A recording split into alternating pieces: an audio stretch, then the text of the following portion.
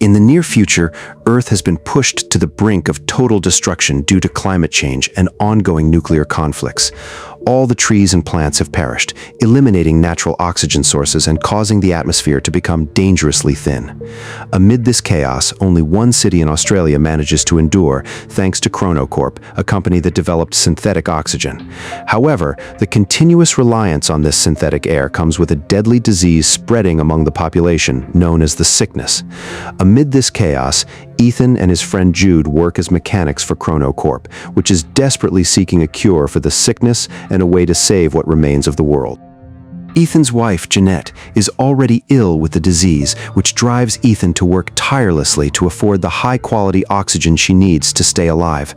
One day, while Ethan and Jude are working inside a tunnel, they receive an unexpected summons from Regina Jackson, the CEO of Chronocorp. When they arrive at her office, Regina introduces herself and reveals that if current conditions persist, humanity will soon become extinct. She then turns to Ethan and tells him, "You are the only one who can save mankind." Regina then takes them to a laboratory where a large machine is located. There, scientist Billy Michelle introduces himself to Ethan, shakes his hand, and examines a device strapped to Ethan's wrist. Regina explains that this massive machine is a time device called the Chronicle. It was initiated 20 years earlier by Ethan's father, Dr. Richard. During its first test, they sent out radio signals to explore what lay beyond. These signals revealed that in the future, 407 years ahead in 2474, Earth would have enough trees and plants again to produce sufficient oxygen for human survival. Strangely, the radio waves sent into the future returned, but altered, carrying an encoded message. When decoded, the message was a directive from the future instructing them to send Ethan White. Regina now wants to send Ethan into the future to uncover the solution and save humanity. Ethan is overwhelmed and finds it hard to believe, especially since he doesn't want to leave his wife, Jeanette, so he declines the mission initially. Later, Ethan and Jude sit together and discuss the situation. Jude urges Ethan to join the project and travel to the future to save mankind.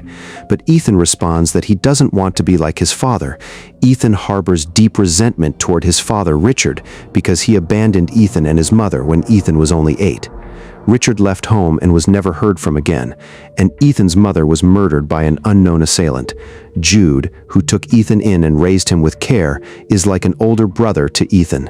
Ethan blames his father for leaving them and for his mother's death, so he refuses to leave his sick wife behind to undertake a risky journey, just like his father had done. However, Jude reminds Ethan that traveling to the future might be the only way to find the solution that could save Jeanette. Ethan then recalls something from his childhood. On his 8th birthday, his father gave him a strange-looking box. When Ethan inserted his hand into the box, a device attached itself to his arm, causing it to bleed. Richard had permanently installed a mysterious device on Ethan's arm, but Ethan has never known its purpose or how it works. Ethan spends the entire night contemplating his decision and finally resolves to go. The next morning, he leaves a metal flower with a message for his wife saying, "I will find my way back to you," before heading to Chronocorp's lab. There, he demands a condition from Regina if he finds even a single cure for the sickness. His wife must be the first to receive it. Regina agrees. Dr. Michelle then shows Ethan the special suit he will need to wear before entering the time machine. As they prepare, Ethan realizes that the only aid he has is an AI device named Archie, which will assist with system analysis, navigation, communication, and monitor Ethan's health. With the time machine activated, Ethan steps inside and with incredible speed, he is hurled through time, eventually crashing into a dense forest. The friction causes his suit to catch fire, so Ethan quickly removes it. Looking around, he is amazed to see trees and abundant plant life. It's clear that the future has changed. Earth is now thriving with enough vegetation and oxygen. Following Archie's guidance, Ethan begins to walk toward a destination. Soon, he spots a bunker door. Outside it, he finds a skeleton with a gunshot wound to the head. When he checks the name tag on the clothes, he is shocked to see his own name. Ethan also finds the Archie AI device near the skeleton and plays its final recording. The first voice Ethan hears is his own asking, "Am I going to die here?" A second voice responds, "This is the only way," before gunfire erupts and Ethan hears himself being shot. Ethan then notices a device on the skeleton's arm, the same type Ethan wears. Strangely, Ethan's device is glowing red, while the one on the skeleton's arm is glowing green. Night falls and Ethan lights a small campfire, eating some forest fruits, but shortly after, he begins vomiting and loses consciousness. Jude arrives unexpectedly and manages to save Ethan. Ethan is stunned to see Jude alive. Jude explains that the lab was monitoring Ethan's vital signs remotely and realized he had been poisoned, so they sent Jude into the future to rescue him. After some time, with Archie's help, they discover another door in the bunker. Ethan approaches and is allowed entry after a scanning device verifies his identity through his eye scan. Once inside, a message appears on a monitor. "Welcome, Ethan White." Ethan presses enter and his arm device activates, drawing blood for DNA verification. When confirmed, the device's light switches from red to green and power is restored inside the bunker. They realize they are truly inside the Chronocorp lab, 407 years ahead. The time machine stands before them.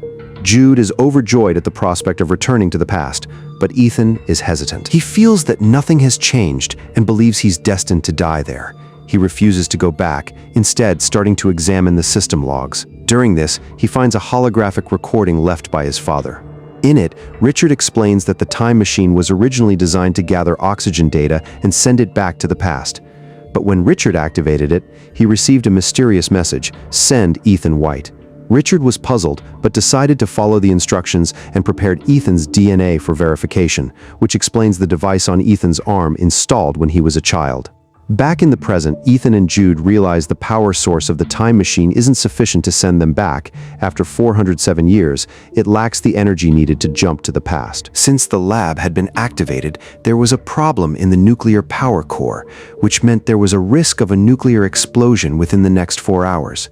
Their only option is to activate the core in a city tunnel to return to 2067 before the explosion. When they reach the city, they are stunned. It's completely destroyed, overgrown with trees and plants with no signs of human life, only scattered skeletons, indicating humanity has gone extinct. Ethan then visits his home and finds his wife's skeleton. Jude tries once more to persuade Ethan to return to the past, as even in the future, there's no cure for the sickness. During their conversation, Ethan becomes suspicious and asks Archie to play the last recording, and Ethan recognizes Jude's voice. He realizes Jude is the one who shot him in the future. Jude then points a gun at Ethan and claims, "I could never shoot you no matter what. That voice isn't mine." They then head into the tunnel to repair the power core. After fixing it, they return to the lab, and the Chronocorp system begins to operate again. Ethan can now travel back to the past, but he hesitates, seeing his own skeleton lying next to the door and realizing that nothing has changed. Driven to uncover the truth, Ethan removes the battery from Archie and inserts it into the old device. A new recording plays, revealing Jude pointing a gun at Ethan and admitting that he came to save him because he believed there was no way to change the future. Ethan doesn't believe Jude and locks him in a room. Then, he replays a holographic message from his father, which reveals that Regina Jackson wanted to use the time machine to find a cure for the sickness, but she only intended to take a select group of people into the future. Ethan's father had tried to stop her by locking the machine and setting Ethan's DNA as a key, but Regina killed him. Regina then ordered Jude to kill Ethan's mother and raise Ethan as her pawn to access the future. Shocked by this truth, Ethan realizes Jude hadn't just killed his mother, he's also been planning to kill Ethan. Ethan then attempts to shut down the machine, but Jude appears, gun in hand, revealing Regina's plan to have Jude kill Ethan after he activated the machine. But over time, Jude had formed an emotional bond with Ethan. He had truly come to see Ethan as his younger brother. So, with deep regret, Jude apologizes and shoots himself. Ethan is now determined to fulfill his father's mission to find a cure and save humanity. He plays the message his father originally sent, and to his shock, realizes it was Ethan himself from the future who sent the message back in time. Ethan then encodes the same message and sends it into the past, along with vital data in 2067. Regina and her group are waiting excitedly for the time machine to activate. But Ethan's countermeasures change everything. Instead of helpful instructions, Ethan sends back hundreds of extinct trees and plants, along with a recorded video showing Regina murdering Ethan's father. With this, he destroys the time machine, making Regina's plans impossible. Regina is arrested for her crimes, and the plants Ethan sent are used to restore Earth's greenery. Ethan also sends a flower to his wife, Jeanette. In the future, in 2474, Ethan buries Jude's body and forgives him. Then, noticing a butterfly, Ethan follows it to the bunker door, where he finds his skeleton is gone. Stepping outside, he witnesses a highly advanced eco-friendly city, evidence that his choices have changed humanity's future. Filled with happiness, Ethan ends the story with a sense of hope, knowing he has altered the course of history.